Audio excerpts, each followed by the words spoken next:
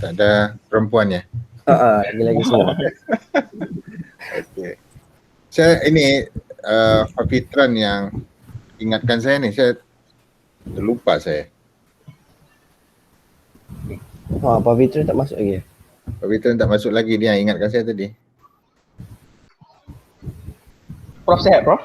Alhamdulillah. Puasa bro. Puasa. Semua kena puasa. Semua kena puasa. Okey. Ini apa? Ada yang di dalam ini tak? UTM tak ada?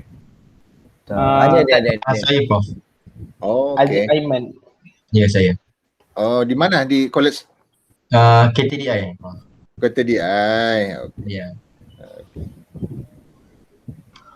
Yang lain di luar kampus lah ya. Di rumah. Ini Pak Fitran baru masuk. Okey, dah lengkap lah ni 4 orang ni. 8 orang.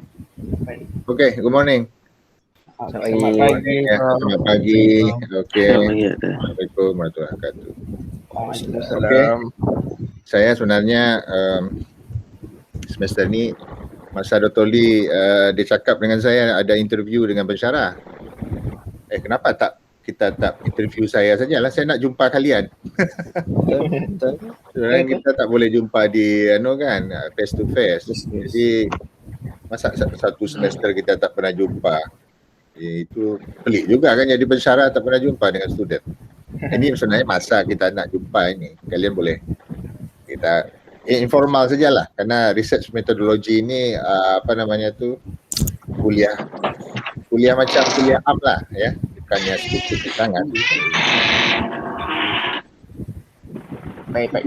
Jadi yang paling penting adalah sharing sebenarnya. Sharing kita, mungkin saya boleh share lah pengalaman saya, kalian boleh terinspirasi kalau nak continue master PhD macam tu. Macam mana nak buat research yang bagus. Hanya itu sahaja tujuannya, karena kalau kita tengok memang tak ada kuliah yang betul-betul research metodologi ini, metod dia sebenarnya dia terserah orang sebenarnya metodnya. Tapi kadang-kadang ada yang tak follow sangat metod tu. Betul. Ini best practice, best practice. Dan ia bergantung dengan fasiliti.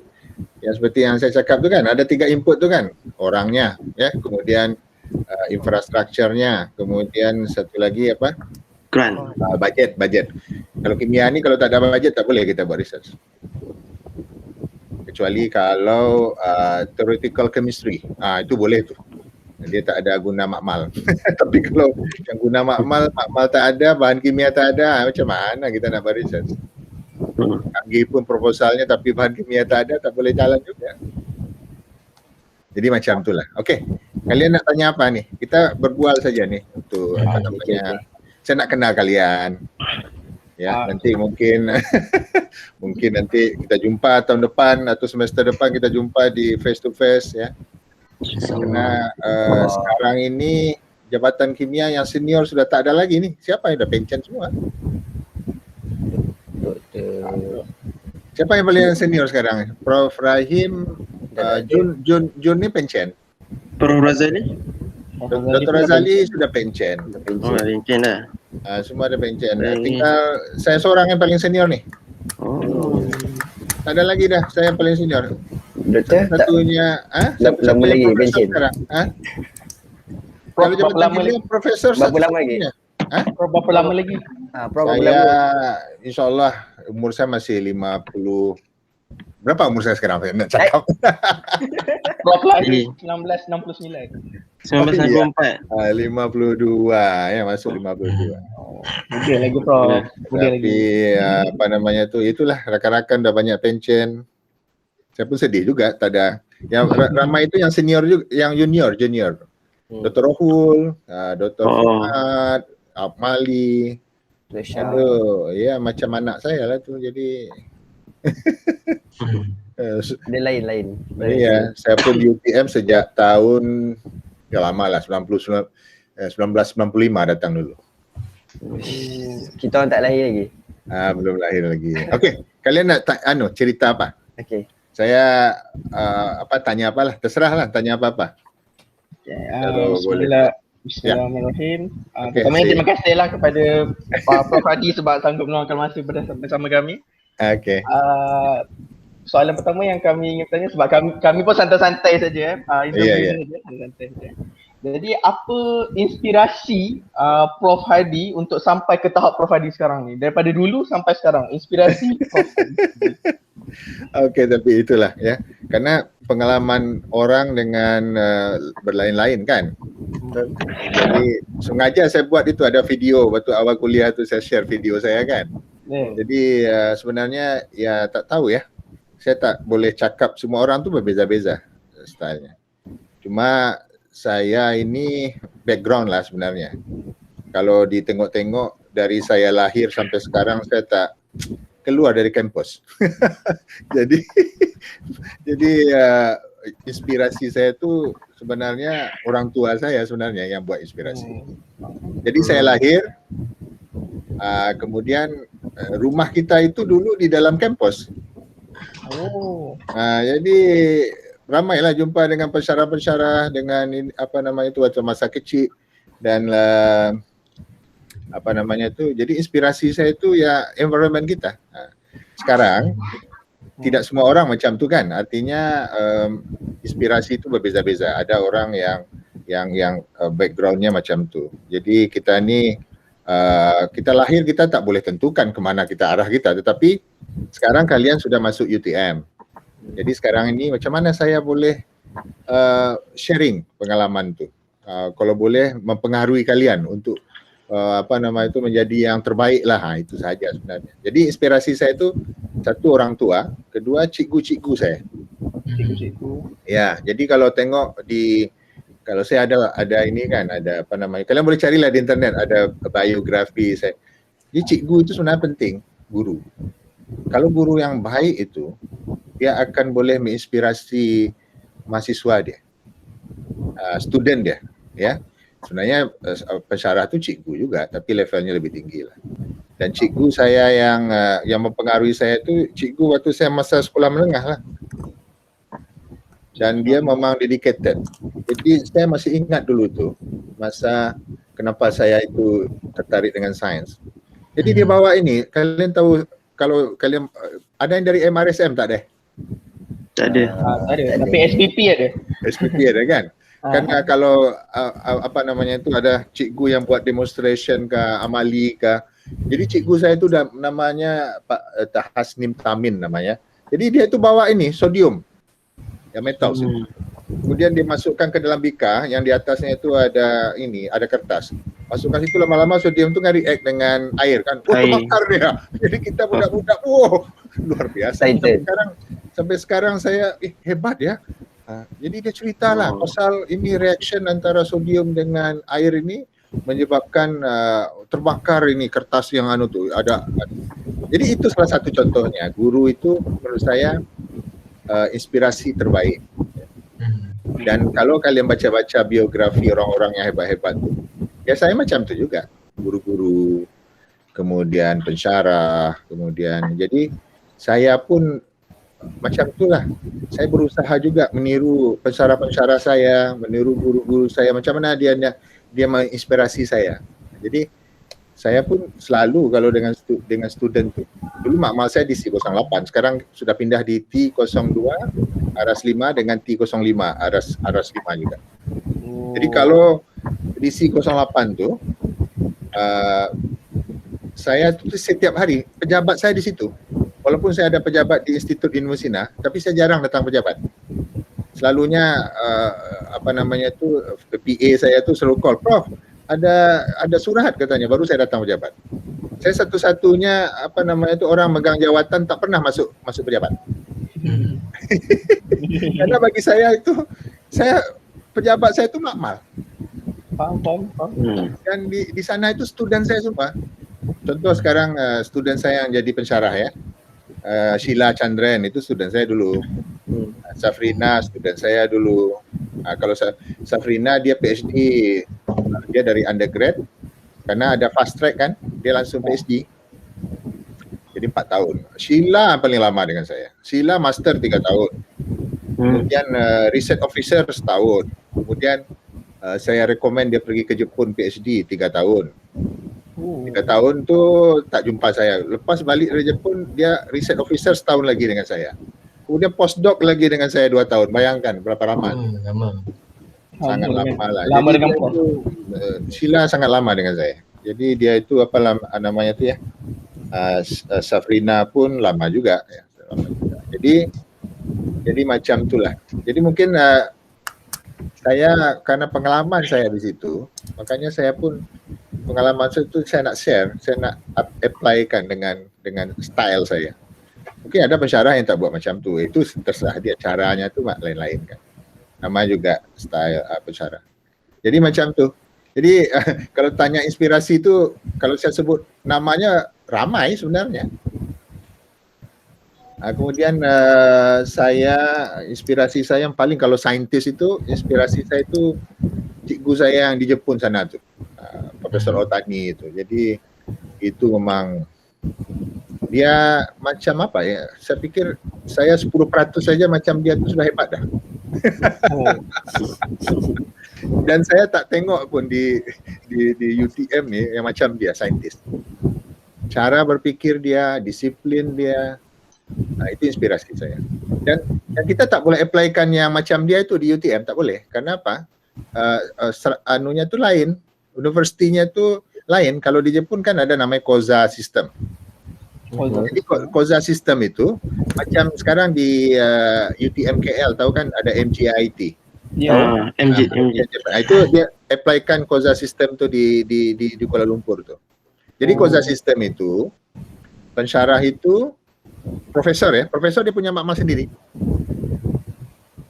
Jadi profesor punya makmal sendiri, dia punya associate profesor sendiri, dia punya asisten profesor sendiri, dia punya postdoc sendiri. Jadi dia punya rumah makmal. Bayangkan di Jepun semuanya Koza sistemnya kan. Dan bayangkan kalau misalnya di Osaka University ada 1000 profesor, 1000 orang profesor Osaka itu 1000. Maknanya ada 1000 makmal. Dan ketua makmal itu adalah full profesor. Kemudian di bawahnya itu ada pensyarah lagi, associate professor. Ada lagi asisten profesor, ada postdoc, ada student. Jadi rumahnya itu di situ. Jadi dia tuh tak macam kita di sini. Di sini ada pensyarah yang tak ada makmal pun ada. Saya bertuah saya ada makmal sendiri kan, tapi ada juga yang tak ada makmal. Karena kita tak macam Jepun kaya raya kan, dan sistemnya pun lain. Sistem lain. UTM ni macam UK lah. Kita kan UK punya Commonwealth kan. Jadi sistem pendidikannya itu macam UK.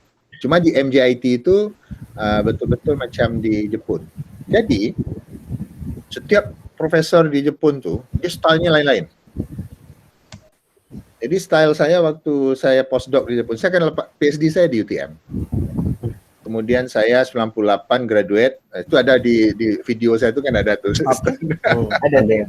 98 saya graduate, saya postdoc di UTM setahun.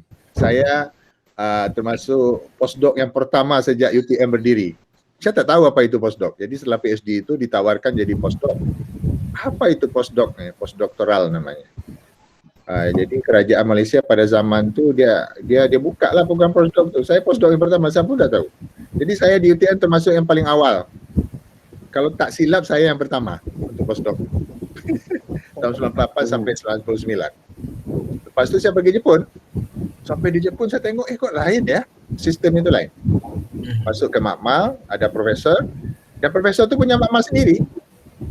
Kemudian ada asisten profesor yang namanya Ikeda namanya. Jadi profesor saya itu orangnya perfeksionis. Tengok ya, dia ada 2 makmal sampai buku logbook dia itu dia susun. Sejak dia dari buat research dari master sampai dia jadi profesor. Ada puluhan buku logbook dia. Jadi kalau discussion di makmal tu dia tengok kita ada eksperimen kan. Saya sudah buat nih tahun 84. Coba kamu ambil logbook saya nomor 30. Ambil, tengok. Mana ada orang buat di sini macam tu. Dan dia detail tahu. Profesor masuk makmal. Dia buat eksperimen sendiri juga. Padahal dia busy.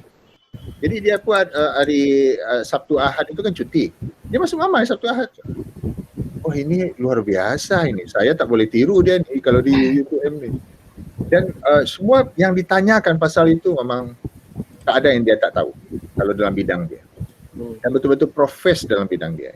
Dan makmal dia tu, kita gotong royong setiap minggu bersihkan makmal. Dan semua peralatan tu ada. Di UTM GC ada berapa? GC kita mungkin ada 4 atau 5 lah. Ini satu profesor GC mungkin 10 biji dia punya satu profesor. Ada profesor yang di atas tu makmalnya profesor lupa saya nama itu. Ada 30 lebih GC dia. Gas kromatografi dia, bayangkan. Maknanya boleh, kita tak boleh bandingkan lah dengan orang-orang tu lah. Jadi itu inspirasi saya lah. Jadi dia tu memang dididik oleh sistem dia macam tu. Jadi kita mesti punya, makanya saya sharing lah. Kita punya apa namanya tu, punya pengalaman macam tu. Oh, saya nak macam tu. Walaupun kita sekarang ni tak boleh tiru kan, agak sukar kita nak meniru. Macam mana kita nak hasilkan, kata Tan Sri Muhyiddin Yassin nak hasilkan Nobel Prize ya kan dari Malaysia? Karena sistem kita tak support. Peralatan kita macam mana? Ya kan, itu contohnya. Anda bayangkan saja kan, NUS, tahu National University Singapore? Tahu kan? Okay. Saya pernah bincang dengan salah seorang profesor di situ. Kalian boleh ceklah di internet. Bajet dia, NUS. Dan saya terkejut. Faculty of Engineering National University Singapore, bajet risetnya sama dengan bajet riset university yang 5 di Malaysia 10 tahun yang lepas. Kita kan dapat ni riset university ya. Kalian tahu riset university itu ada 5, UTM, UKM, USM dengan apa satu lagi tu? UPM. Ada 5. Sekarang sudah tak ada bajet lagi ni kerana duit tak ada. Dulu kita agak okey bertuah kerana dapat 100 juta per tahun. Jadi maknanya tambahan nih bajet dari kerajaan 100 juta yang 5 universiti ni. Tapi waktu saya tanya berapa bajetnya Faculty of Engineering, fakulti saja nih di NUS, 500 juta ringgit setahun. Bayangkan fakulti. Pesarahnya ada berapa orang? Anda bayangkan berapa orang pesarahnya? Lalu kita nak bandingkan dengan dia, mana boleh.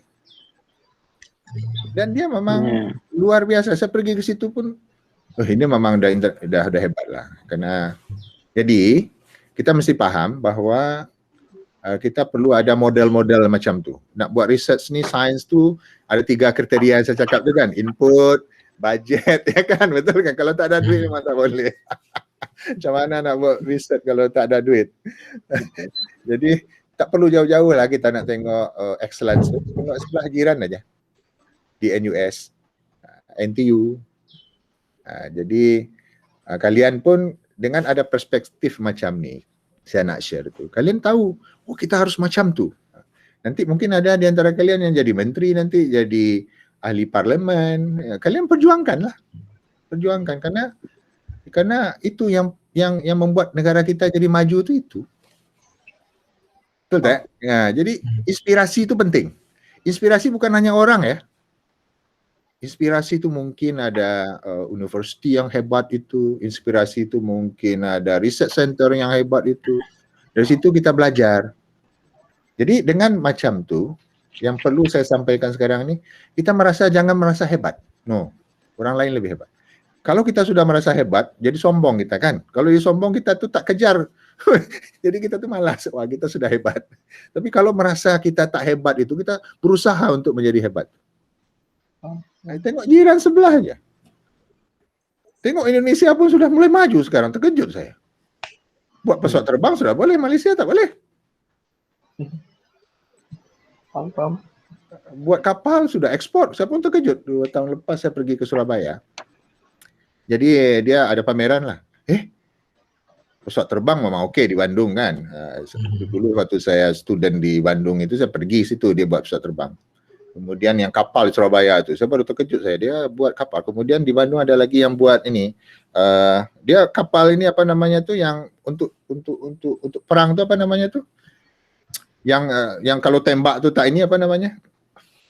Apa bukan kapal, apa tu? Kereta ini. Kereta kebal. Kereta kebal. Tengoklah di internet ada. Saya pun belum pernah ke situ, tapi kita tengok internet, dia buat ini ya rupanya hebat pula, dia ekspor pula.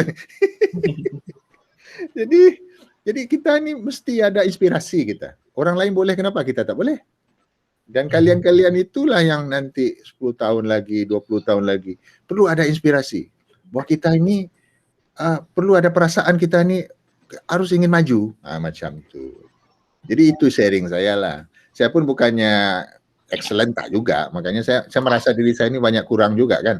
Tapi saya sampaikan supaya kalian tuh wah mesti jadi orang hebat, mesti memajukan negara dan segala macam. Kalau perlu pergi ke sekolah itu, pergi jauh-jauh ke luar negeri itu, boleh nampak pengalaman kan. Ya, jadi seperti itu. Ya, apa lagi? Itu pasal inspirasi. Pertanyaan Aziz itu okey nih. Ya, okey. Apa lagi? Alright, seterusnya saya ada satu soalan. Kita faham yang macam sepanjang perjalanan hidup kita kan ada ups and downs kan. Jadi kalau macam Prof berada di fasa downs tu, apa yang membuatkan Prof ni committed dan terus bertahan sebagai penyelidik sampai ke hari ini? Ya, kita ini sebenarnya kembalikan ya, kita orang yang beragama ya. Ini agama kita itu, semua agama sebenarnya dia mengajarkan kebaikan. Dan sebenarnya agama itu penting bagi saya lah ya. Walaupun banyak saintis-saintis yang di luar sana itu dia tidak ada agama. Jadi kalau orang di luar negara itu, kalau dia down, dia bunuh diri. Banyak saintis yang bunuh diri pun ada. Yang di Jepun itu, dia jumpa ada, kalian boleh tengok lah, saya pun lupa saya itu. Ada saintis Jepun, dia publish paper, saya tak ingat di mana. Kemudian dari Tokyo University kalau tak silap, kemudian dijumpai dia itu menipu dalam publication-nya. Jadi menipu, kemudian dia sampai, karena dia menipu, jurnal itu tarik paper, kemudian dia jumpa, karena di buku logbook dah, saya tak tahulah, dia siasat lah kan. Akhirnya apa coba? Bunuh diri dia. Itu kan down ya dari segi researcher tu. Makanya yang paling penting di researcher tu jujur kan. Kalau tak jujur, macam mana ilmu pengetahuan. Jadi itu kan down dia. Tapi karena dia down, apa yang dia buat coba? Bunuh diri dia. Karena tekanan tak tahan dia. Dan kenapa dia bunuh diri? Itu belief dia. Ya, kalau kita orang yang beragama, orang Islam lah contohnya ya. Saya tak tahu nih, berdosa tak boleh kita bunuh diri dalam ajaran agama kita kan. Saya tak tahu nih Pak Fitran mungkin tak boleh juga ya Pak Fitrannya. Kalau dalam agama tak boleh kan? Saya pun tak tahu. Tak boleh kan? Jadi tak boleh. Maknanya pegangan kita itu, kita harus pegang down tu. Jadi saya sekarang ini pengarah Ibnu Sina Institute. Kalian dah pernah tengok tak bangunan Ibnu Sina Institute di atas bukit sana? Pernah. Sekarang tutup lah, sedang dibaiki. Jadi Ibnu Sina itu nama yang saya kan sengaja explain tu pasal Muslim punya sejarah hebat dia. Macam tu saintis-saintis zaman dulu tu. Dan orang-orang yang betul-betul dia cara pandangnya holistik. Dia tidak membezakan antara belief dengan sains itu. Dia tak ada beza dia. Maka dia strong. Kenapa? Kalau dia down, dia serahkan ke Tuhan. Itu yang namanya Islam itu, ya kan? Dia serahkan ke Tuhan. Tapi kalau kita tak ada agama, macam mana ya? Kita nak mengadu ke mana ya? Tak ada agama. Dia tak percaya Tuhan. Tak percaya Tuhan. Semua agama pasti ada percaya kepada belief kepada Tuhan. Pasti. Ya kan? Kalau orang yang macam apapun agama dia. Artinya dia down, dia pergi ke situ. Nah, contoh saya sengaja itu nak bincang pasal Ibnu Sina kan. Ibnu Sina itu cara belajarnya macam mana tu? Dia belajarnya itu tak tahu, dia komik kan. Tapi saya tak baca bukunya pun yang tebal-tebal Ibnu Sina. Saya kan ada jumpa komik itu yang saya present karena senang nak faham. Jadi dia itu kalau ada masalah, dia down, dia tak jumpa apa, malam-malam sebelum dia tidur dia sembahyang. Dia sembahyang, dia berdoa ke Tuhan. Macam mana nak solvekan? Apa? Kenapa? Saya ada prinsip yang diajarkan oleh guru saya bahwa kita ini menerima sesuatu, ilmu kah, pengetahuan kah, bukannya pikiran kita saja, hati kita itu mesti kosong, mesti bersih. Contoh misalnya ya, ada orang hebat nih penerima hadiah Nobel nih. dia kan pasti pandai lah ya. Tak mungkin lah Nobel Prize winner itu tak pandai, tak mungkin. Tiba-tiba balik ke rumah dia dimarahi oleh istrinya. Langsung bodoh dia tuh. Karena hatinya tuh kan, orang yang disayanginya memarahi dia, pasti dia pasti dia stres. Kalau kita stres, macam mana kita nak berpikir? Lapangkan jiwa kita. Makanya saya pikir betul juga ya, ada komik itu saya present Ibnu Sina tu, dia solat dulu. Mungkin kalau Pak Fitran meditation dulu ya Pak Fitran. Meditation, lapangkan, ya, lapangkan hati kita. Sehingga apa? Kalau contohnya kalian lah ya, kalian benci dengan saya. Tengok saya, macam mana saya nak mengajar, kalian benci dengan saya. Apa yang saya cakap tu pasti tak masuk. Jadi kita mesti faham bahawa antara rasa, perasaan kita itu dengan pikiran kita itu, dua-duanya itu sinergi.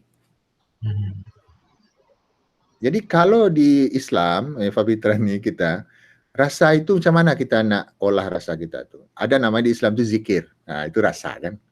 Kita zikir supaya kita ini subhanallah lah misalnya kan kita zikir. Kemudian apalagi fikir, ya kan? Rasa dengan fikir. Fikir itu itulah kita berfikir. Kalau kita sudah gunakan dua-duanya itu, dia naik ke atas lagi itu sampai kita mendapatkan hikmah dari salah satu. Hikmah itu apa?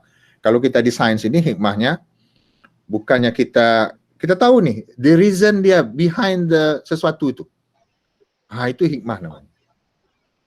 Contoh misalnya ya, saya nak cakap juga nih, hikmah dari orang ahli ekonomi, dari pakar ekonomi apa hikmahnya? Ekonomi lah hikmahnya apa? Kaya kan? Hikmahnya kan untuk kemakmuran masyarakat, itu hikmahnya kan? Tapi kalau politik apa hikmahnya? Paling ujung sekali apa? Kalau kalian tahu, politik, pasti orang bergaduh di Malaysia ni, di dunia, di mana-mana bergaduh pasal politik. Itu apa? Hikmahnya apa?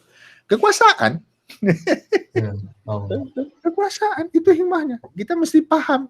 Orang bergaduh itu tuh kekuasaan semuanya. Jadi, saya kalau tengok tuh ya, gelak-gelak aja. Dia nak berkuasa semuanya. Dia tak peduli ada pandemi, ada semua. Tak peduli, karena dia nak berkuasa. Tak peduli dia budget pun nanti kalau parlimen misalnya lah. Budget pun tak diluluskan, dia diancam budget tak diluluskan kan. Jadi hikmahnya itu, jadi orang yang sudah sampai ke level atas itu, dia melihat sesuatu itu berdasarkan hikmah dia. Nah, jadi saya pikir seperti itu. Jadi kita nih sebagai saintis, saya pikir model Ibnu Sina, model yang itu perlu. Ya. Walaupun di dunia barat sana, kita beza lah kan ya, cara pandang kita. Filsuf itu, kalau di dunia barat itu dia secularism. Ya, history of science, ingat ya. Jadi sains itu berkembang dalam buku komik saya sebelumnya itu karena dia sekuler, gereja. Dia gereja, kemudian dia itu ada orang yang sains lah, dia menghilangkan peranan dari church, gereja itu. Sehingga dia pisahkan, itulah sekarang tuh secularism namanya. Cuma sekarang ni kalau kita balik lagi ke sejarah di mana dunia Islam itu maju, dia tidak ada, dia tak pisahkan. Jadi dia combine antara yang tadi saya cakap itu, belief dengan apa? Dengan sains tadi itu, dia tidak sekuler kan? Rasa dengan apa? Fikir dengan rasa. Fikir dengan rasa. Jadi saya tak tahu lah ya, Institut Ibnu Sina itu saya pikir-pikir nama itu yang membuat nama bukan saya. Jadi itu Prof Rashidi dulu dekan Fakulti Sains yang ada almarhum. Dia yang letakkan nama Institut Ibnu Sina. Ditubuhkan tahun 1997. Ya. Jadi saya pikir saya sebagai pengarah saya mesti gunakan spirit dari Institut Ibnu Sina. Spiritnya itu. Jadi kita sekarang ada 6 research center. Satunya itu Center for Fiqh, Science and Technology. Jadi ustaz-ustaz dari pusat Islam tu ada semua situ. Jadi itu cara pandang lah. Tapi terserah kalian sebenarnya, ya terserah kalian. Cuma saya apa istilahnya itu kalau orang cakap school of thought, ya, cara pikir. Cara pikir itu macam-macam. Dan kita harus menghargai cara pikir orang. Ini cara pikir. Kita tak boleh memaksakan cara pikir saya ke kalian, tak boleh. Karena itu belief kan. Dan saya berpikirnya macam tu. Oh, kenapa ya zaman dulu sempat Arab nation itu hebat ya? Wah, ya kan? Luar biasa itu Baghdad itu dulu. Jadi kalau kalian baca-baca buku sejarah itu, Europe sekarang itu memang miskin, terbelakang lah. Zaman Arab naik. Jadi buku-buku diterjemah ke dalam bahasa Arab semua. Tapi Mongol kan, dibakarnya sama Mongol, diserang sama Mongol habis. Jadi dunia itu macam tuh ya, ada cycle. Kita ada kadang-kadang naik, kadang-kadang turun, ada naik. Sebelumnya lagi, siapa yang hebat? China hebat. India pun hebat dulu. India itu luar biasa itu. China itu luar biasa. Belum apa-apa orang sudah hebat dia dulu zaman-zaman dulu. Pak Fitran, saya suka baca Mahabharata dengan ini. Saya apa namanya Mahabharata, apa namanya itu ya tahulah ceritanya kan. Ada ini perang Bratayuda semua itu epicsnya itu panjang itu. Dan saya beli bukunya juga. Wah itu very interesting lah. Dan luar biasa. Bayangkan India dulu hebat. Kita belum apa-apa. Itu BC kan? Before Christ kan itu tahun berapa itu? Belum ada Islam zaman itu. Artinya kita appreciate. Kita belajar dari sejarah itu bahwa yang bagus-bagus itu kita ambil. Cuma kita ada belief. Kita sekarang orang Islam ya, macam Pak Fitran pun misalnya Hindu misalnya kan. Nah, jadi ada belief. Ada belief itu yang kita pegang lah. Oke, ada lagi pertanyaan. Pak Fitran, tanya apa-apa? Hah? Okay. Pak Fitran Prof ya. nak tanya sesuatu. So macam obviously macam Prof dah gone through banyak research. So within all the research, pernah tak Prof ada apa-apa kontroversi ataupun something unexpected happen in your research? Ya, ada. Jadi contohnya yang baru terakhir ini saya dengan student PhD saya kita buat apa namanya tuh, buat effect of magnetic fields untuk kita align membrane polimer ya, membrane untuk apa namanya tuh untuk fuel cell. Dan kita tidak berharap bahwa dengan magnet itu, karena membrane tadi dia tidak ada magnetic properties, jadi agak sukar dia boleh align. Tapi waktu kita buat eksperimen, proposal kita tambahkan additive yang boleh membantu dia align. Ya. Tapi lepas kita tambahkan itu, bukannya tambah membantu, dia malah tak nampak align itu. Jadi tiba-tiba apa? Unexpected result itu adalah tanpa ada itu pun dia dah boleh align. Itu kita baru publish nih tahun 2021 ini. Tapi itu tak canggih sangat lah. Tetapi saya pun terkejut kenapa boleh align dia. Unexpected lah. Tapi tidak seperti unexpected, contohnya saya nak cerita nih. Kalau saya yang cerita Nobel Prize yang mendapatkan Nobel untuk conducting polymer. Saya cerita orang lain lah. Kalau saya pun mungkin tak begitu dramatik lah ceritanya. Bagus cerita orang lain. Jadi profesor yang saya cek dulu namanya siapa ya, conductive polymer itu, ya.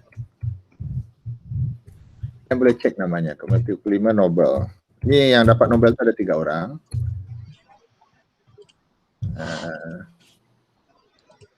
Kejap. Tahun 2000 dia dapat Nobel.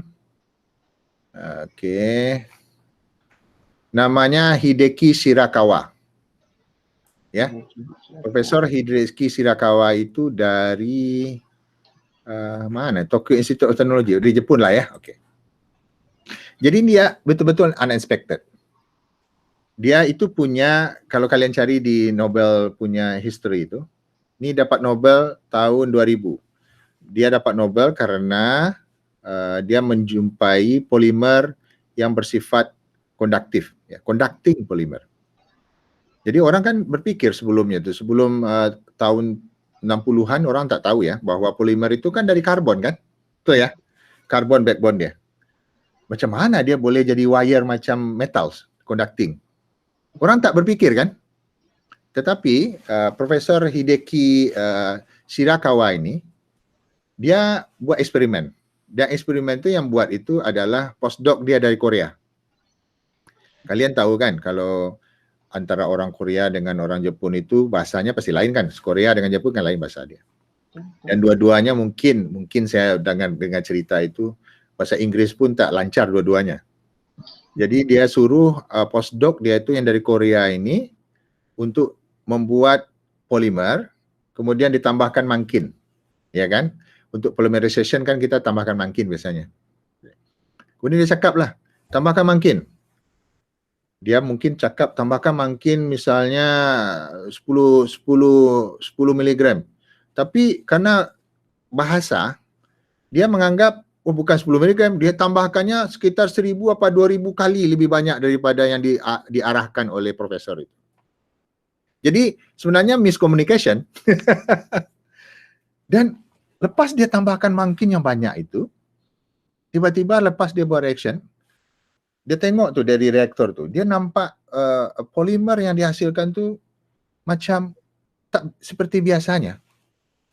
Unexpected. Bentuk pun lain. Kemudian dia cek.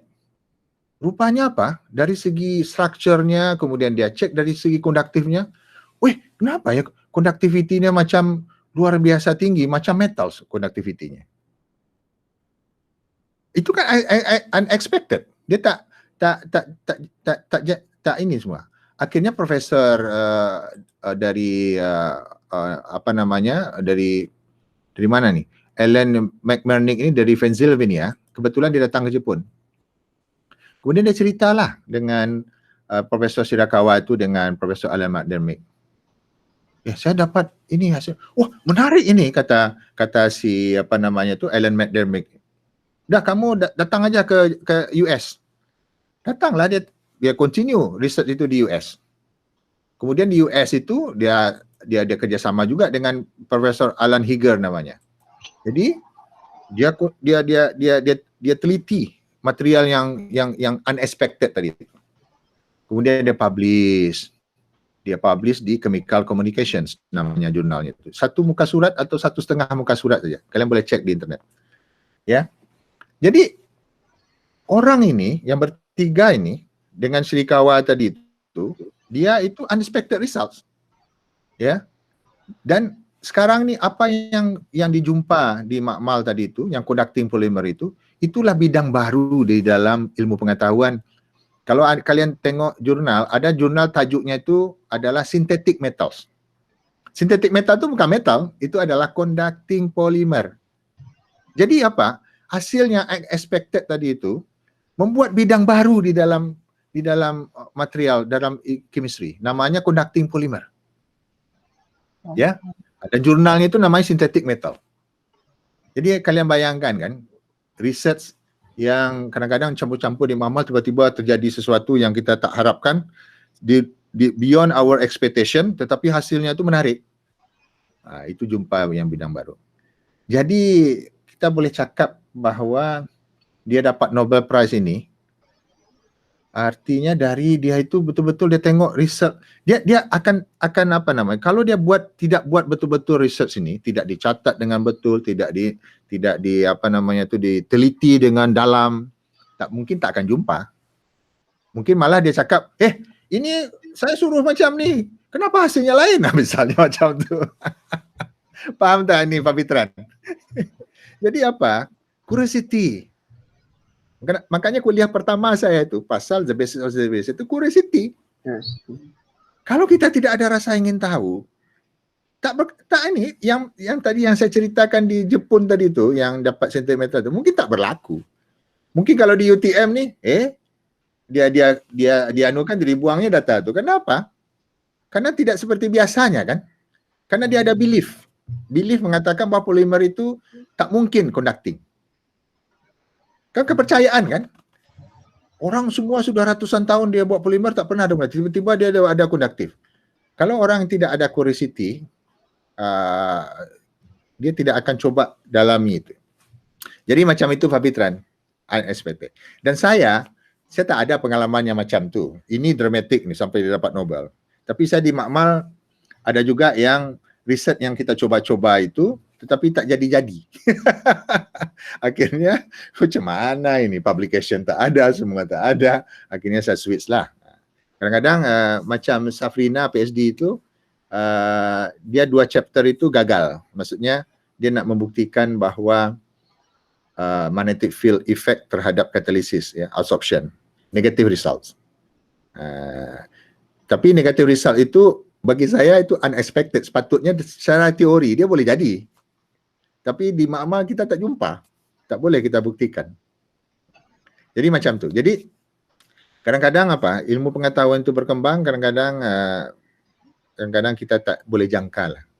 Tapi kenapa orang-orang di negara maju tu boleh dia macam tu? Karena fasiliti lengkap. Curiosity, itu yang paling penting. Rasa ingin tahu tu. Dia teliti sampai dalam tu. Why? Ya. Jadi itu kuncinya. Makanya saya tak tahu ya. Saya lain dengan yang lain kalau mengajar riset metodologi itu. Yang pertama tu, the basis of scientific research very simple, curiosity. Di situlah lahirnya ilmu pengetahuan. Kita bukan engineering, no. Kita ini science. Fakulti science. Terserahlah kalian itu nanti masternya di engineering, oke, tak ada masalah. Tapi kita ini sekarang ini student kimia di Faculty of Science, bukan engineering. Jadi orang sains ini cara berpikirnya mungkin agak berbeza dengan orang yang engineering. Ya beza kan. Kalau orang engineering dia buat jembatan misalnya kan. Jembatan itu macam mana ya? Kalau banjir, apakah jembatan itu tak rosak? Dia berpikirnya dengan ini. Tapi kalau sains tidak. Kalau orang sains itu lebih cenderung ke problem seeker dia. Karena dia dalam, sains itu dalam dia. Makanya orang sains, kalau yang hebat-hebat tuh, pergi ke engineering senang. Saya master saya engineering. Kenapa mudah ya engineering ini ya? Nah, saya terus terang saya master saya itu hampir flat 4 semua A. Kenapa? Karena saya tengok kita elektron yang tak nampak. Kalau engineering nampak barang tu. Nampak barang tu. Saya kan master saya engineering di material. Kemudian kalau kita misalnya letakkan semua ni ada force di sini macam mana ni? Kemudian letak di sini ada force macam mana dia? Melengkung tak dia? Macam tu. Nampak barang tu. Coba kalian ini kalau quantum chemistry, mana nampak? Kalian mesti membayangkan. Contoh misalnya yang agak complicated yang organic synthesis pun agak susah juga itu. Ya, retrosintesis agak susah juga. Jadi engineering ini lain. Dan dia mesti combine dengan science engineering itu mesti. Oleh karena itu, ini kalau saya nak share perspektif Jepun punya sistem pendidikan. Walaupun dia engineering, sistem pendidikan di Jepun, Doctor of Engineering namanya itu, dia very strong sainsnya. Oke, ya. Saya punya bos waktu saya di Jepun itu Profesor Otani itu dia Doctor of Engineering. Chemical Engineering. Tapi kimia dia very strong.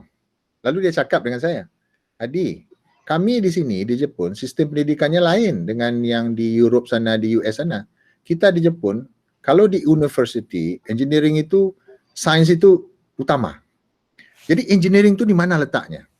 Engineering itu letaknya itu di Toyota. Letak itu di company. Letaknya itu di Toshiba. Letaknya itu di Sony. Letaknya itu di mana lagi company-company yang hebat itu. Jadi kalau misalnya kita ingin belajar engineering, lepas PhD di university, pergi postdoc di Sony, pergi postdoc di Toyota, pergi postdoc di Sanyo, pergi postdoc di company-company itu. Karena engineering hebat di situ. Kalian tengok kereta kan? Kereta kita Toyota yang ada di jalan itulah banyak itu. Itu engineeringnya luar biasa. Dan engineering di company, research yang ada engineering di company yang besar-besar itu tak boleh dikalahkan oleh riset yang ada di university. University itu dia basic science, sainsnya kuat. Jadi university itu yang akan support itu. Tapi kalau engineeringnya dia di company. Nah, jadi itu berbeza punya perspektif lah, ya, berbeza punya perspektif. Tapi yang setahu saya Jepun memang macam tu. Dia pun macam tu. Jadi ada kawan saya yang ini dari orang mana ya, orang India. Dia lepas PhD, dia postdoc di Toyota. Di Toyota tu dia buat apa coba? Buat mangkin untuk exhaust. Kan di Toyota kan kalau kita ada kereta kan, exhaust yang belakang kan CO2 keluar kan. CO2 dia convert jadi dia buat mangkin itu. Engineeringnya luar biasa di Toyota itu. Risetnya dan langsung dipakai kan. Nah, jadi berbeza, perspektifnya berbeza. Jadi seperti itu. Dan perspektif ini yang kita mesti pahami. Ada negara yang macam ni, ada negara yang macam tu. Jadi kita mesti tahu nih, oh ya macam mana. Malaysia macam mana? Nah, terserah kalian nanti. Sekarang ini problem kita, company-company yang ada di Malaysia itu kebanyakan dia bukan R&D-nya tak maju. Kita lebih banyak assembly di sini kan. Kita tak buat research betul-betul. Contoh Proton lah yang paling simple lah. Proton tu researchnya ada, tetapi tak semaju yang macam di luar sana itulah ya. Proton itu contohnya kereta itu kan tinggal rebranding kan. Betul tak? Saya ada Proton di rumah 2 ni, Satria 1. Satria itu waktu saya pergi ke Jepun, ini Proton Satria rupanya ini Mitsubishi Colt namanya kalau di Jepun. Tak ada bezanya. Bentuknya sama, semuanya sama. Lalu risetnya apa di situ? Ya kan, contoh ya. Okey. Jadi research ini kita orang sains ya betul kita di training untuk kita itu berpikir program ethical. Kalau orang engineering lain lagi cara berpikir. Macam mana ya kalau kita misalnya jembatan dia tak patah ininya, kalau banjir dia tak ini. Macam mana ya kalau kita nak buat membran misalnya, itu orang engineering. Tapi why tadi itu orang sains. Kenapa dia boleh macam ni? Kenapa dia boleh macam tu? Itu orang sains. Jadi orang sains ini dia mestilah cerdik sebenarnya. Bijak. Dia ada cerdik, ada pandai, ada cerdik, ada bijak. Bijak ni level yang paling tinggi ni. Karena kita sudah di train. Betul-betul buat riset macam tu. Why? Ya. Jadi orang yang selalu bertanya why itu macam filsuf kan. Macam Aristoteles yang saya cakap tu. Dia kan selalu bertanya itu ideanya. Dan orang yang filsuf itu pasti bijak. Bukan hanya sekedar pandai saja. Bukan sekedar cerdik saja. Dia ada level lebih tinggi lagi. Orang bijak itu apa? Orang yang boleh menempatkan dirinya itu di mana-mana. Dan dia tengok. Dan orang bijak itu tidak ada dia, wah kamu salah. Tak ada. Orang bijak itu dia pandai. Dia pandai menempatkan diri dia. Kita ini kurang orang bijak sebenarnya. Dan universiti itu hanya mencetak orang pandai saja dan orang cerdik. Jadi saya bezakan antara pandai dan cerdik itu. Kalau cerdik itu ada elemen licik dia. Dia cerdik. Licik dia macam mana ya kita nak mengejar ranking universiti, licik dia. Dia buat macam ni. Tapi kalau pandai, kalau bijak tu tak, dia wisdom. Dia menempatkan diri dia itu, dia tengok kebaikannya macam mana, long termnya macam mana, itu orang bijak. Saya tak nak kalian ni menjadi orang cerdik. Berbahaya kalian tu ada ilmu pengetahuan, kalian licik. Hancur semua. Apalagi kalian jadi politician. Hancur semua. Kalian nampak tak di Malaysia kita ini orang bijak? Jarang kan? Jarang. Saya selalu tengok di YouTube itu parlimen punya apa yang keluar dari ucapannya tu. Emosional kan? Dia tak kontrol bercakap. Satu dunia tengok di YouTube. Saya pun tengok malu saya. Berteriak-teriak di parlimen. Apakah mereka orang bijak? No. Bagi saya no. Kalian yang nanti menggantikan mereka tu. Jadi orang bijak. Dan mereka itu educate semua tu. Ada yang PhD, ada yang profesor sebelumnya. Betul tak? Dan kita cuba tengok, kalau saya tengok komen-komen di Twitter, di mana-mana, semua orang gelak-gelak kan. Tengok itu kan. Dan kita pun sadar kan. Tapi saya pikir pasti something wrong lah. Ya kan? Something wrong. Dan kita ingat memang politik itu untuk mengejar kekuasaan, betul. Ya kan? Tetapi kita malu jadinya. Malu. Nah, jadi itulah ceritanya. Dan saya nak sharing inilah sebenarnya research metodologi itu isinya itu research yang boleh membentuk kepribadian kita. Karena riset itu mengajarkan yang kejujuran. Apalagi research itu mengajarkan kita itu selalu bertanya. Tidak terlalu cepat mengambil kesimpulan.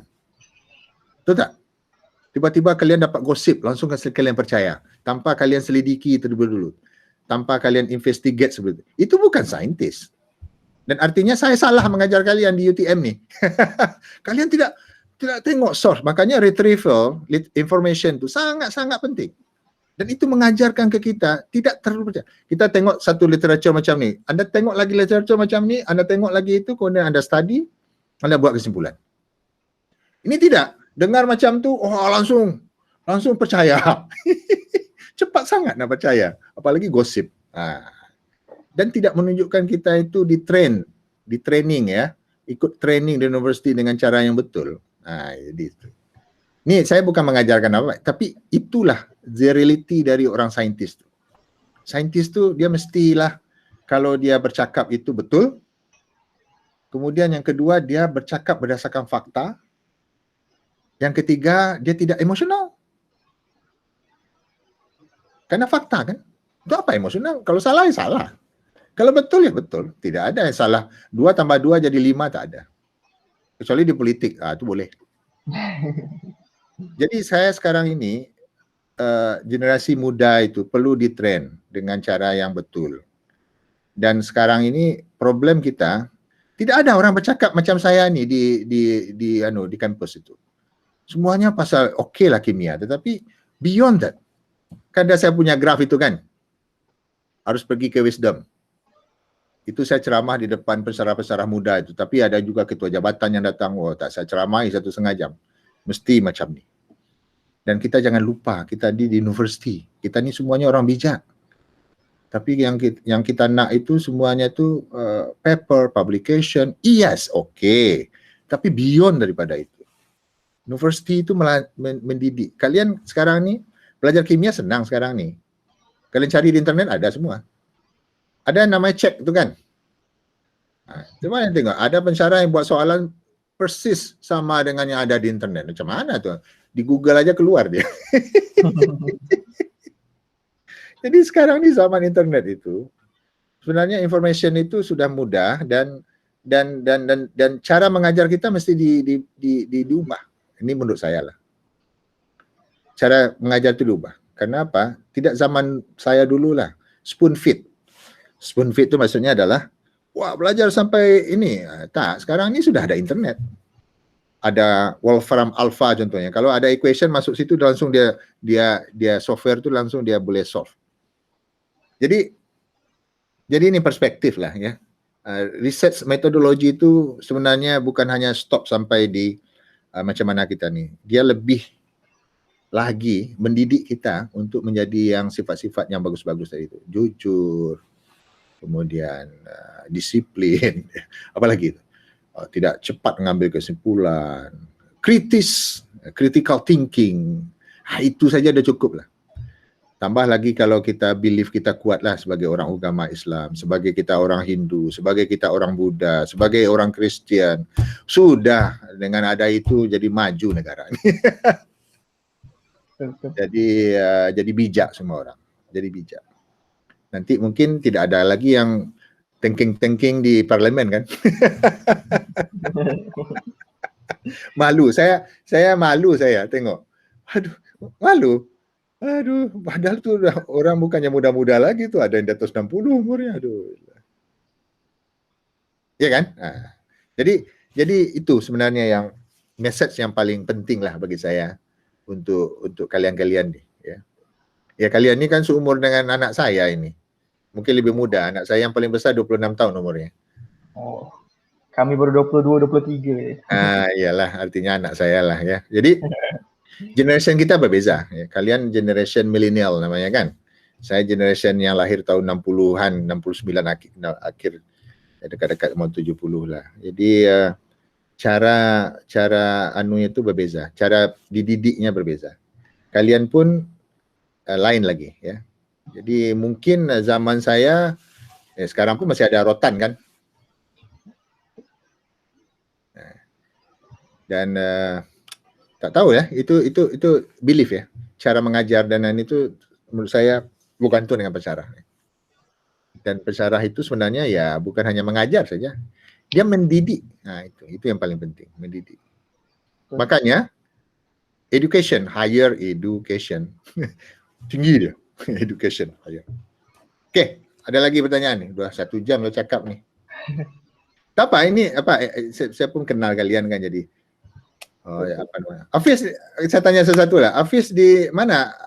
Di rumah sekarang Hafiz? Saya kat rumah. Di mana rumah? Di Pontian. Oh, dekat aja. Dekat je. Johor juga. Okey, Aziz mana Aziz? Saya Ipoh, Perak. Oh. Sekarang tak boleh rentas negeri ni macam mana ni.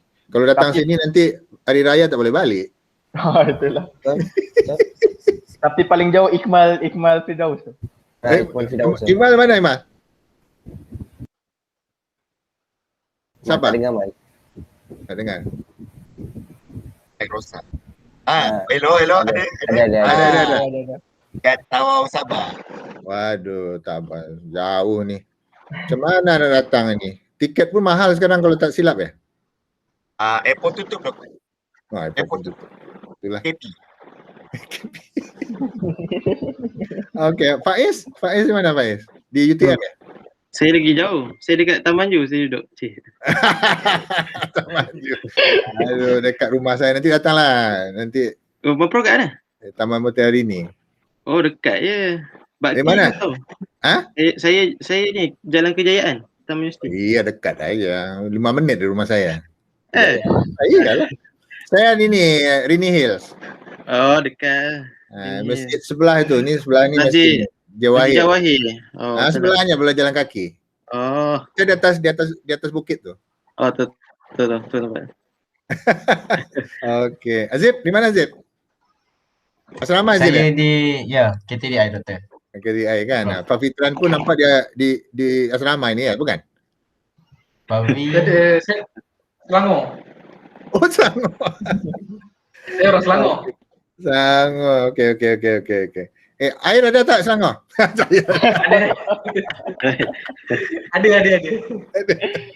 Okey. Syarul mana Syarul? Muar. Oh, Muar. Okey. Muar itu okeylah. Muar tu jauh jugalah sejam juga. Ni Ibrahim Ahmad Kedah. Jadi saya itulah sekarang ni macam mana yang tak jumpa kan. Tapi tak apalah. Nanti kalian kan baru tahun 3 kan. Tahun 4 masih ada setahun lagi. Ya pasti jumpalah mungkin dengan saya. Kalau ada di kelas. Saya pun ngajar tahun 3, tahun 4 yang banyak. Tapi sekarang ini karena tak ada pensyarah. Jadi loadnya agak tinggi sikit lah. Tak ada. Mudah-mudah lah yang mengajar sekarang ni.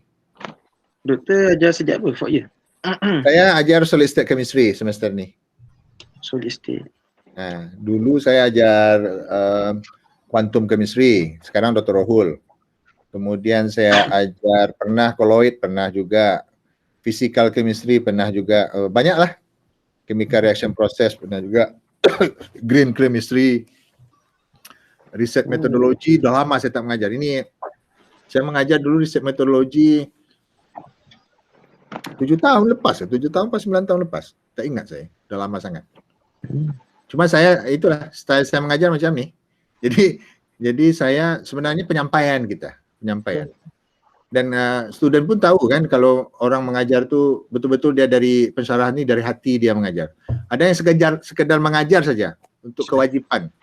Sebenarnya itu tak sampai mungkin student dapat knowledge sajalah. Tapi contoh di Jepun ya. Kalau di Jepun dengan US ke apa semua yang ada ambil PhD, master, kalau kalian nak continue lah ya. Itu pengaruh dari pensyarah itu sangat penting. Dan sangat mempengaruhi student sebenarnya. Karena interaction tu hampir tiap hari kan. Sekarang kita tidak ada interaction, macam mana? Saya pun tak tahu kalian ni macam mana ni kan, tengok macam ni saja. Okey, ada lagi pertanyaan terakhir, lepas tu kita stop lah, dah jam 11 ni. Okay. Kalau tanya soalan terakhir, Ibrahim, satu soalan last. Ibrahim ya, ada apa-apa ini Ibrahim? Okay, Prof kan dah lama sebagai seorang penyelidik, sebagai seorang researcher kan. So soalan yang nak tanya adalah apakah Prof punya nasihat untuk yang muda-muda punya, researcher-researcher yang muda supaya diorang boleh ikut jalan yang betul dan sampai ke tahap Prof sekarang?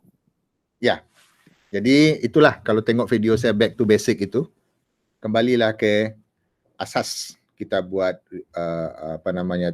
sebagai pensyarah itu. Jadi yang muda-muda, kalau nasihat saya kepada pensyarah lah atau kepada yang muda-muda, kalian itu perlu memahami dengan betul ilmu tadi, itu yang paling penting. Contoh kalau kita ingin progress of science ya, kalau misalnya saya mengajar solid state chemistry, kalian tak tahu apa itu cara menghitung unit cell punya lattice parameter. Macam mana kita nak menemukan material baru? Itu basic aja tak tahu. Contoh, pergi ke organik, tak tahu macam mana nak retrosintesis. Lalu macam mana? Jadi itu yang penting. Ilmu itu penting, knowledge. Knowledge itu sangat penting. Mesti kalian pahami dulu. Lepas tu, barulah kita step yang lebih lanjut lagi. Step yang lebih lanjut lagi, kita akan pergi ke mana? Research misalnya ya. Katakan ni kan kuliah kita research methodology. Research methodology itu apa yang saya cakap tadi itulah. Perlu ada kedisiplinan, yang sifat-sifat soft skill itu. Perlu ada curiosity, perlu ada kejujuran, dan research itu tidak ada yang betul-betul kita harus persistence, tidak ada cepat, tak ada. Dan dari situ, insyaAllah kalian boleh membuat perubahan lah ya. Jadi tidak ada yang instan dalam hidup ni. Tidak ada yang instan. Saya jadi macam ini kan pengalaman saya, umur saya pun sudah lebih 50 tahun lah ya. Jadi dulu pun mungkin saya tak terfikir saya jadi macam ni. Tak pernah saya terfikir jadi macam ni. Cuma saya jalani saja. Prinsipnya apa? Just do it. Iklan Nike itu, just do it katanya kan. Jadi apa kalian rasa baik itu lakukan. Jadi jangan berfikir saja tanpa tidak ada execution, tak. Just do it. Contohnya misalnya tadi ada Pak Fitran tanya pasal yang expected results tu. Ya kan mereka tu just do it saja kan. Lepas tu baru ada hasil baru dia ini. Jadi dengan macam ni, kalau kalian betul-betul ya jadi saintis ya, di train jadi saintis yang bagus, insyaAllah lah kalian pun hidupnya pun akan menjadi saintis itu sifat yang menurut saya bagus lah. Dia jujur, dia rajin, dia disiplin, kemudian dia apalagi tu, banyaklah sifat-sifat yang bagus-bagus itu sebagai saintis. Dan kalau dengan kita ada sifat ini, kalian bekerja di mana saja, apakah bekerja sebagai politician, bekerja sebagai ini, pasti kalian tu dengan ingredient tadi itu, dengan sifat-sifat tadi itu, pasti akan positif impactnya terhadap kalian sendiri dan kepada lingkungan juga.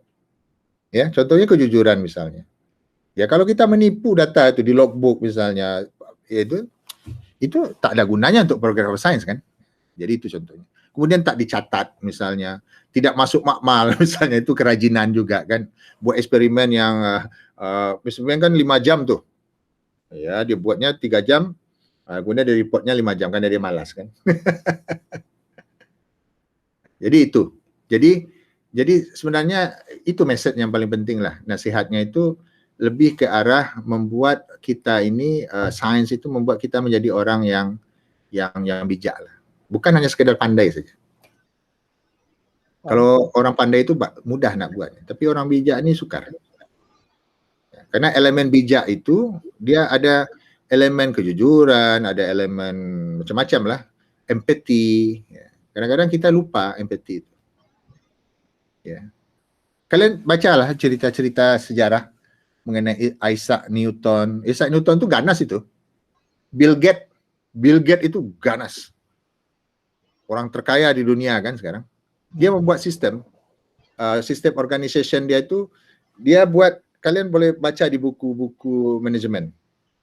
Dia buat grup-grup. Jadi antara grup itu bersaing. Dia buat di company dia tu, grup-grup itu bersaing satu dengan lain. Makanya compete antara grup satu dengan grup dua, misalnya untuk develop software. Dia tidak ada communication antara grup-grup ini. Jadi itu yang buat dia maju. Yang tahu siapa? Dia sendiri yang tahu nih.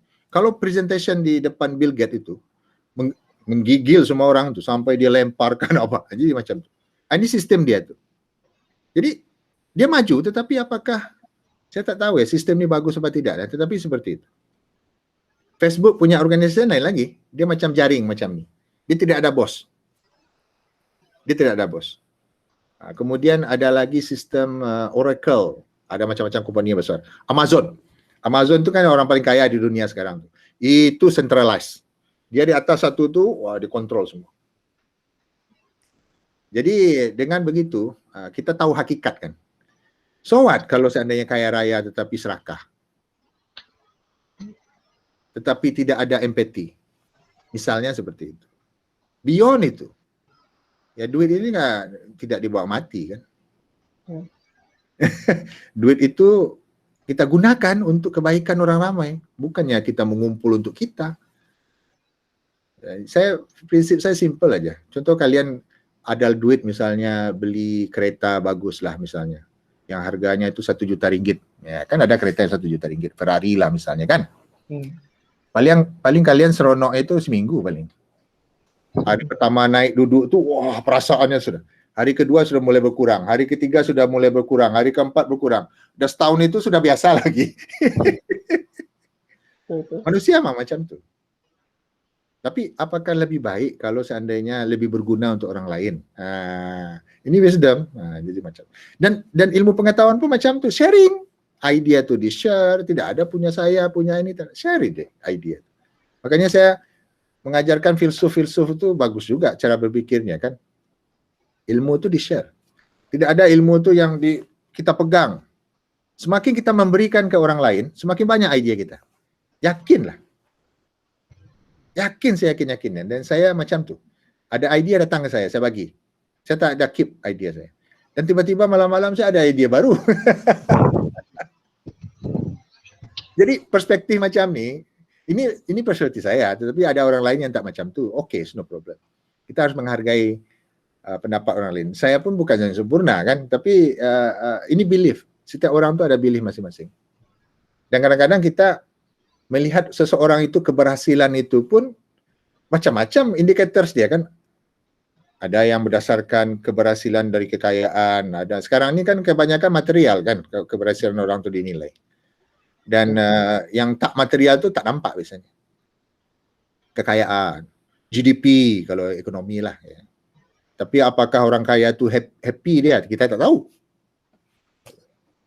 Apakah orang misalnya yang kerja di petani misalnya, belum tentu dia tidak happy hidup. Kerja-kerja di kampung itu belum tentu tak happy. Siapa tahu dia lebih happy daripada kita. Betul tak? Jadi memandang kehidupan tu macam tu. Jadi sains itu, ilmu pengetahuan di universiti yang kita ajarkan itu, sebenarnya itu tujuannya. Macam mana kita lebih bijak kita memandang kehidupan kita. Sehingga kita ni boleh upgrade diri kita. Itulah yang belajar sebenarnya. Kalian pun, saya tak suruh kalian kimia, nanti bekerja di company kimia. Tak, banyak alumni kita tak bekerja di kimia, di bidangnya. Yang insurans pun ada, ramai. Yang macam-macam, yang kerja buat company sendiri pun ramai. Jadi sebenarnya tak perlu, ya, terserah, ya. Yang tak kerja, apa namanya tu? Dulu Tan Sri Ainuddin dia cakap bahawa dia pernah, kalau kalian tengok, Tan Sri Ainuddin tu yang rektor pertama UTM, vice chancellor. Wanita dia cakap tak perlu kerja katanya, di rumah katanya. Karena di keluarga itu negara itu disokong oleh keluarga katanya. Yang menyokong keluarga itu wanita kata dia. Bagus wanita itu tak bekerja. Itu ada di Akbar itu, Akbar tahun 70-an. Itu kan jadi polemik zaman tu kalau tak silap Tunku Abdul Rahman kan Perdana Menterinya atau Tun Razak. Jadi itu NCUTM tu. Itu belief dia. Ada orang yang okey, ada yang tak okey. Tak ada masalah lah kan, itu belief dia. Tapi dia itu rasa dia macam tu. Kemudian dia ubah UTM punya dalam sejarah ya, buku sejarah tu saya baca. dia ubahlah karena ini UTM ini dia mestilah karena Tuhan untuk manusia kan logo macam tu. Jadi convocation pakai songkok. Pakai songkok. Kalian bacalah sejarahnya tu. Menarik. Saya pun macam tu kontroversial ni NC kita ni. Jadi belief kita ya. Tapi kuncinya adalah Ibrahim bahwa kita itu jadilah jadi orang yang bijak. Bukan hanya sekedar pandai saja, bukan hanya sekedar cerdik saja. Orang bijak. Dan untuk menjadi orang bijak itu tadi ingat ya, rasa dengan pikir ya, dua-dua itu. Dan kalau kita betul-betul utilize itu ditambah lagi dengan belief kita, dia akan menjadi yang paling tinggi itu hidayah namanya. Dan tidak semua orang dapat hidayah itu. Tidak semua orang. Hanya orang-orang tertentu saja yang dibagi hidayah oleh Tuhan itu. Macam Ibn Sina lah misalnya. Kok hebat sekali dia. Boleh karang buku sampai puluhan, bayangkan zaman itu kan. Al-Farabi apa semua. Al-Ghazali. Tak terbayang kita. Zaman itu dia boleh berpuluh-puluh buku dia karang. Itu pun satu buku tebalnya macam ini. Bila masa dia nak tulis buku itu? Mahabharata. Mahabharata berapa ini Fafitran? Jilid dia. Ratusan kan epiknya tu. Kalau dibuat filem tu sampai berbulan-bulan tak habis tu filmnya. Perang Bharatayuda, ada Ramayana, ada Pandu, ada Krishna. Macam-macam tu. Saya hafal semua tu. Ada Pandawa dengan Kurawa punya keluarga tu, dia perang itu. Yang satu evil, yang satu lagi wah macam tu. Menarik itu. Kisahnya menarik. Dan luar biasa itu. Bila dia menulis itu orang-orang macam tu. Kalau tidak ada keinginan. Kalian pernah tengok ini tak? Orang buat kuil yang hebat. Fafitran dah pernah pergi tengok kuil yang di Fafitran pernah lihat Borobudur tak? Tak pernah ya? Di Indonesia tu ada candi Borobudur namanya. Besar. Macam mana dia buat itu? Satu bukit dia jadikan kuil. Itu saya tak tahu tu. Kalau sekarang nak buat itu mungkin 20-30 tahun dia boleh selesai itu. Kan luar biasa itu. Okey, itu ya Ibrahim. Jadi kita harus berpikirnya beyond itu ya. Jadi saya sengaja buat macam ni. Bercerita untuk kalian. Sekurang-kurangnya kalian dengar tak dengar saya tak peduli, tapi sekurang-kurangnya saya sudah kewajipan saya bercakap. Beyond. jadi sekurang-kurangnya saya sudah menyampaikan lah apa yang betul itu ya. Okey, jadi kita tutuplah sampai di sini. Si Syarul dia sudah quit nih. Bukan quit. Internet dia. Internet. Kita boleh tangkap gambar sikit lah ya, tangkap gambar. Syarul. Buka sekejap aja. Nanti saya posting di Okey. 1, 2, 3. Sekejap. Ni sekali lagi.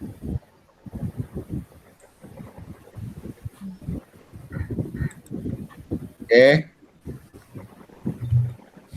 1, 2, 3. Okey, terima kasih ya. Assalamualaikum warahmatullahi wabarakatuh. Mohon maaf kalau saya ada cakap yang tak inilah. Tapi itulah memang tugas pensyarah kan macam tu. Terima kasih banyak Prof. Okey, terima kasih. Assalamualaikum warahmatullahi wabarakatuh. Salam sejahtera ya. Terima kasih Prof. Sama. Alright. Thank you so much Prof.